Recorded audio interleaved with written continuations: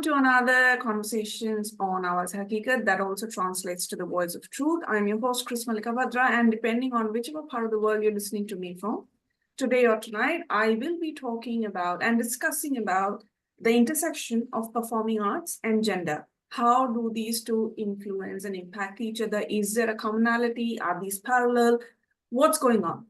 And to have this discussion with me, I'm really excited to have with me Shraesht Chitkara, who's joining me all the way from US. So Shraesht, who's pronounced he, they, or she, is a 23-year-old dancer, designer, and photographer based in the San Francisco Bay Area in California. He identifies as a queer, non-binary Indian American, and this identity heavily shapes how they navigate movement and the communities they choose to engage with. They hold 2 bachelor's degrees from UC Davis in design and dance, where they gained a critical understanding of storytelling through movement and visual arts. With over 8 years of dance experience, she is trained in Kathak, street styles, hip-hop, Bollywood, modern and contemporary dance as well. Shraesht now draws from the unique vocabularies of these styles to create innovative movement that is uniquely their own. Shraesht also has been learning Kathak for the past 2.5 years and has recently performed for the first time in Sri Lanka and Ayodhya, Uttar Pradesh, India. On that note, a very good evening, Shraesht. How are you doing? I'm good. Very excited to be here. Thank you. Thank you for joining this. The pleasure is all mine, Shraesht. You know, I'm very excited to kind of have a little deep dive into this topic because since performing arts is a huge concept, and then when you plug it with gender, what comes out of it, right? So my first question to you would be, you've recently been receiving your training in Kathak and you performed as well. Who or what inspired you to learn this specific classical dance form? Yeah, so honestly, a lot of things. And I will say my journey with Kathak was a bit different than many others. Like I started learning 2.5 years ago when I was 20 years old. Yeah. And I came into it with some like dance experience already. I had done a lot of Bollywood for like 6 years before that. And a lot of the people I was dancing with had like different sorts of classical training. And I just always noticed like they have a completely different like movement quality to them. Like they have this level of grace and versatility that I really admired. And I just had a lot of admiration for anyone who's trained in classical dance like at all. And I always like wished that for myself a bit. And even like when I was a lot younger, my parents like tried to get me to learn Kathak because they also like saw the value in this dance style. But I was just like a bit non-receptive as a child. So like now as an adult, I was like, I can just kind of do it. And also I was seeing a lot of like amazing fusion dancers. Like in the US, I was seeing people like Harni and Ishita Mili. And in India, I was seeing like Shweta Warrior and Shivanshu Soni from like a lot of these Indian dance competitions. So I really wanted to like learn it to complement a lot of my other dancing. That was like originally why I learned it, but like over the years, I've really fallen in love with it. And I do want to do a lot more like pure Kathak as well. Amazing. I hope we will look forward to you performing worldwide, right? The whole point of this conversation is clubbing gender into performing arts, right? So has there ever been a time when you perform or when you've gotten off the stage and people have questioned or commented on your sexuality because you're a male classical dancer to them? I'm sure they definitely have. Personally, I have always identified, like ever since I started dancing at all, I identified as a gay man, like when I first started dancing. Yeah. So this was not really something that I was questioning as much within myself. Actually, that's not true. I'm always questioning my identity, but it was something that didn't affect me as much because I kind of like was already like outside of the norm of what people expected, I guess. But from what I've noticed, just from being a dancer and with a lot of my like fellow male dancers, is that they tend to just be more in touch with their femininity and just like more comfortable in their own sexuality, even if they do identify as heterosexual. So this means like maybe they're okay with like wearing crop tops or like wearing makeup, and that doesn't really bother them because they know who they are. And this can often be perceived as like feminine, so like would cause a lot of comments about that. But yeah. I agree on that bit. But Shresh, the typical South Asian diaspora, the community, some people don't have a complete understanding of how diverse gender can be, right? And Mhm. I remember when we used to teach dance, some of our male teachers, exactly what you're saying, like they used to put on makeup, their body posture was a certain way. So I've had people come up to us and say, "Oh, why is he like that?" So that's why my question was coming to you, that have you ever had those brash, outwardly direct questions that why are you performing that certain way? You're supposed to be more masculine. Have you ever had that encounter with anyone? Oh yes, definitely. Mm, Especially, I would say this was more when I was like really into Bollywood dancing, because right. sometimes Bollywood dancing as a style is very, very gendered. Like it's very much you have to be like fit into the girls section or the boys section, and there's really like nothing outside of that. So sometimes I would just perform in the girls section, because as a person, I've always gravitated a lot more towards femininity than masculinity. Like that's always just come naturally to me. Right. So when I would do those sometimes, which I'm very thankful that I was able to like play that role at all, afterwards people would be like, "Wait, why are you in that section?" And my answer was always just because I wanted to be. Like, why else? Like, True, true. but yeah, I've never had any situation in which it's been like super duper brash or like super harmful in that way because I've like been very selective as to like who I choose to surround myself with. Mm, absolutely. Thanks, Rick. And because we brought Bollywood into this, this kind of flows into the next segue, which I also have is a question from that area, is in your opinion, Shresh, why do you think there are, as you mentioned, less male dances seen in Indian dance styles apart from, Bollywood? Because obviously in that subcontinent, Bollywood is not the only dance form. We have diverse dance forms, right? But Mhm. why is this disparity, less of male dances? Yeah. Well, first of all, I think this disparity also exists within Bollywood dancing. Okay. But I Hmm. think a lot of this is, well, obviously the cultural norm of like dance is being seen as like a more feminine hobby. And so like Hmm. at when like kids are at a younger age, a lot of parents are less likely to expose their kids to dance if they are or expose their sons to dance than their daughters to dance. And also a lot of it just comes from like the dance class culture, I think, because when there is like a boy in class, then a lot of the teachers will do what they think they need to do and like kind of separate them a little bit, like give them different choreography that is seen as like more masculine because that's like maybe how they think they're supposed to dance, and also like give them different costumes and all these things that can be a little bit othering, so it makes it a bit harder for them to like integrate in that way. And also, I guess when people are at such a young age and they're like just starting to dance, maybe at like 7 or 8 years old, they don't really like it's hard to know what you want at that age and like Yeah. how to figure out how you want to express. And so you have all these teachers who are just like telling you exactly what role to fit into. So it can be like hard to feel represented in that way. Hmm. So I think that that can also be a bit discouraging for a lot of men, women, honestly, everyone. Does the family play any role, Shresh? Like you told that your parents were very encouraging of the fact that you wanted to learn. They wanted Mhm. you to learn Kathak, right? What role does family play when their son might come up to them and say, "Mommy, I want to learn this form of dance," which is seen as very feminine? Mhm. Oh, definitely a huge role. Like I know especially a lot of South Asian families can be a lot more conservative in that sense, in which like they don't even want their sons to get their ears pierced or like dance at all because it can be perceived as more feminine, whether it is or not, that is a whole nother debate. But yeah, it's definitely like a cultural thing as well. Yeah, right. All right. So coming on to the challenges or privileges, right, Shresh? So in the Mhm. classical dance space, what are some of the challenges or privileges males or male performers face, as to say? And have you navigated this specific area as a non-binary person? Yeah, so this was a very interesting thing that I was recently navigating because I just Mm, had like my first Kathak performance, and this was like an international performance, like in Sri Lanka and Ayodhya, which was a super amazing, super cool opportunity.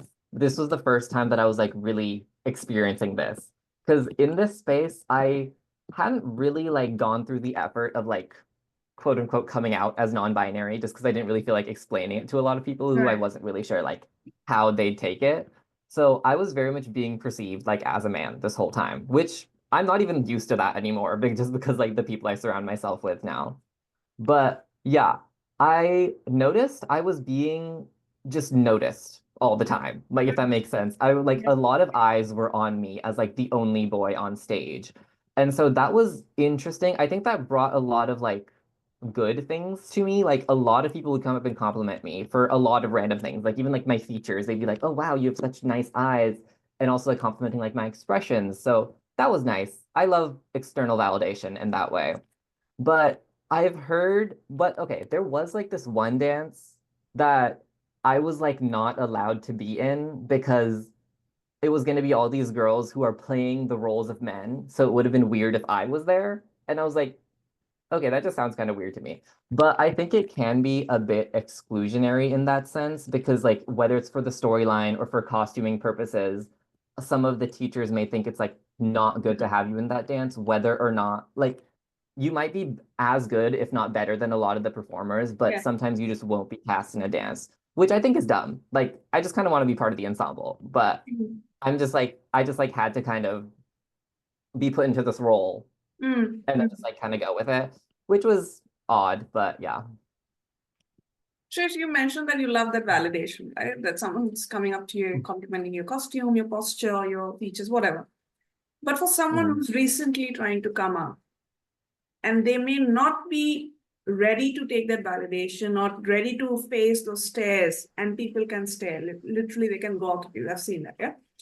Oh yeah. But for someone who's recently trying to come out, how do you handle that external gaze or external validation or external notice, if I have to put it that way?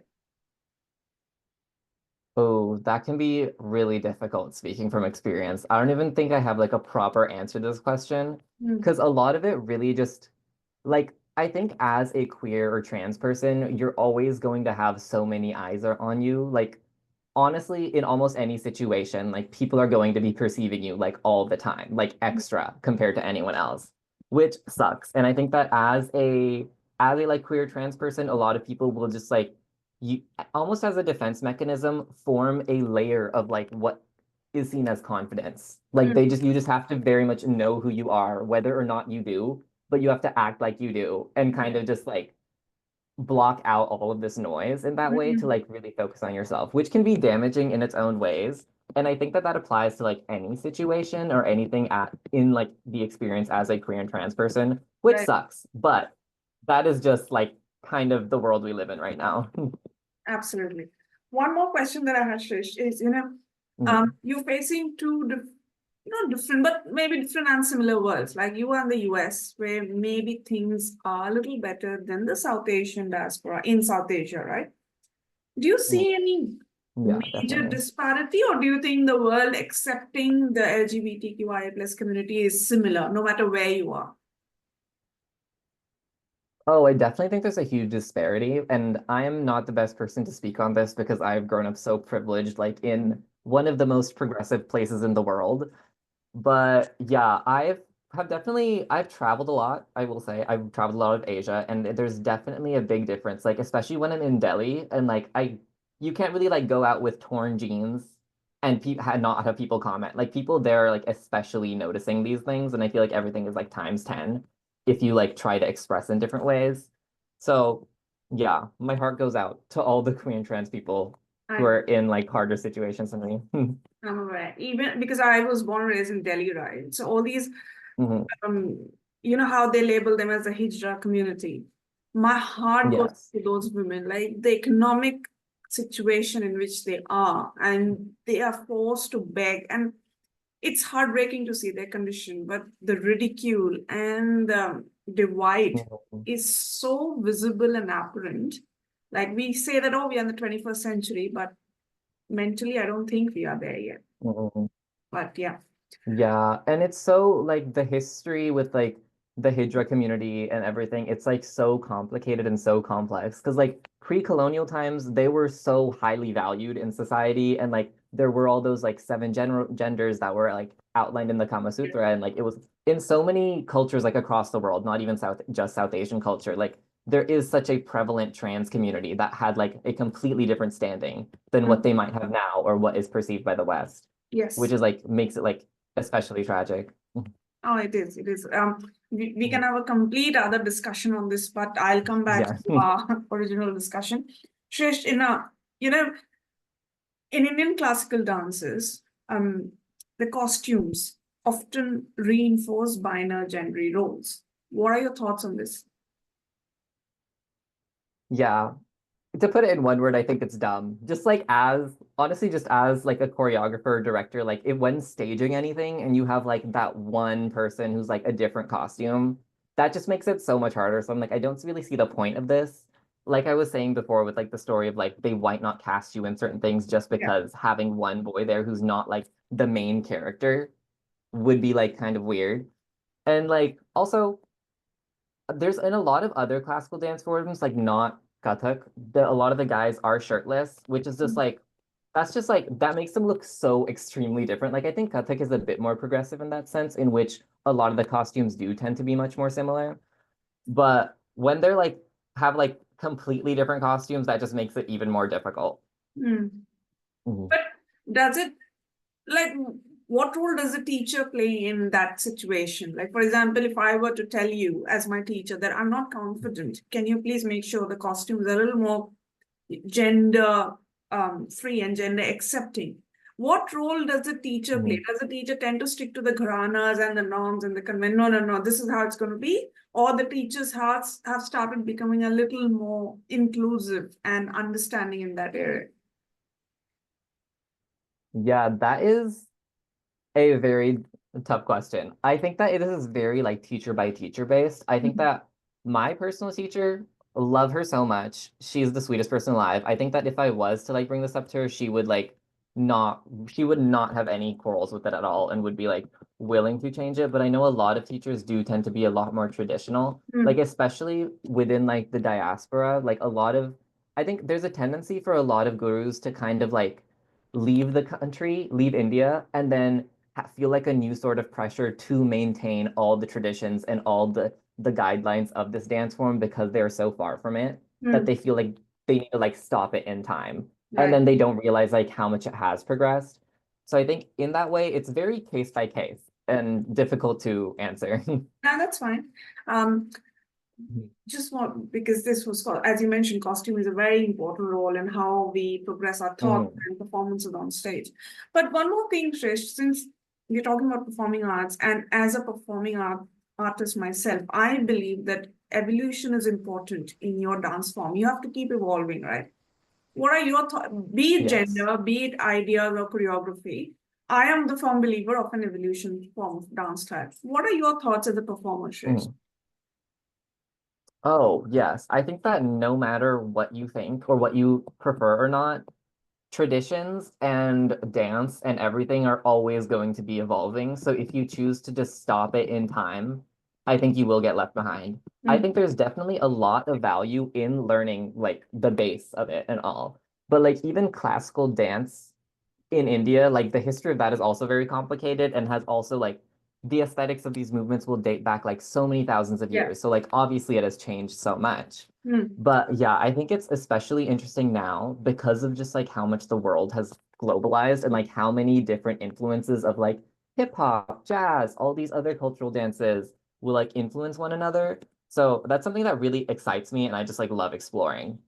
Absolutely. Same pinch with you on that one. But moving on, Shish, within the dance space or within performing arts space, what do you think can be done to create a more inclusive environment for men and LGBTQIA plus individuals? Well, I think a lot of what I was talking about costume, just like making that more uniform would definitely help. And also within classical dance, it's so interesting with the way that like storytelling can work and like the characters that are being played. And I think it would be important to just like give students the option or like let them ask them what they're comfortable playing in, like what would their preferences be and really focus on that rather than focusing on like their external appearance or like their biological sex. And that would just like allow them the freedom to use that dance form Mhm. to explore their own gender as well, which is something that I did a lot and was like very helpful in my like journey of self-discovery. That sounds cheesy, but dance definitely did play a role in that. Yeah. Mhm. Also, Trish, do you think when we perform or choreograph a certain routine, do you think these routines should carry a social message within them, or it's like, you listen to a track, you choreograph it, doesn't always have to be tied to a relevant message? How do you approach your Mhm. performances? Oh, I definitely don't think it needs to be tied to a message. If it does, it's cool. Like, I think I definitely respect both of them a lot. Like, sometimes when I approach a piece, I want it to be an exploration of just movement specifically, and that's like what I'm focusing on. So there's no other deeper meaning. But other times I will want to like explore this like political theme that I have been Hmm. really interested in recently, or explore like how we can bend gender in the way that we want to. And yeah, so I think both of them have a lot of value, and I have no preference towards either. It's really just like how you're feeling. Right, lovely. Um, Coming back to your love and your experience with Kathak, Shraesht. So Kathak is often deeply gendered storytelling traditions, yeah?